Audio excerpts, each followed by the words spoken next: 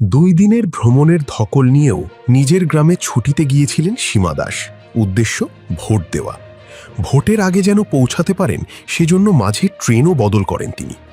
গৃহকর্মী সীমা দাস ভারতের পশ্চিমবঙ্গের অধিবাসী, তবে থাকেন রাজধানী নয়াদিল্লিতে। পশ্চিমবঙ্গের বিধানসভা নির্বাচনে ভোট দেওয়ার জন্য তার বাড়ি ছুটে যাওয়া। সীমা দাস আগে সবসময় পশ্চিমবঙ্গের মুখ্যমন্ত্রী মমতা বন্দ্যোপাধ্যায়ের দল তৃণমূল কংগ্রেসকে ভোট দিতেন। মমতা বন্দ্যোপাধ্যায় 2011 সাল থেকে রাজ্যের ক্ষমতায় থাকা একটি মধ্যপন্থী রাজনৈতিক শক্তির নেতৃত্ব দিয়ে আসছেন। তবে এবার শাশুড়ির কথায় মত পাল্টান সীমা দাস। শাশুড়ি তাকে বলেছেন, দিদি মমতা বন্দ্যোপাধ্যায় নাকি মুসলিমদের বেশি সুবিধা দেন। এটি এমন এক অভিযোগ যা ভারতের প্রধানমন্ত্রী নরেন্দ্র মোদীর হিন্দুত্ববাদী জাতীয়তাবাদী দল ভারতীয় জনতা পার্টি দীর্ঘদিন ধরে তৃণমূল কংগ্রেসের বিরুদ্ধে করে আসছে। কারণ তৃণমূল কংগ্রেস ধর্মীয় সহনশীলতা ও সংখ্যালঘু অধিকার রক্ষার উপর জোর দেয়।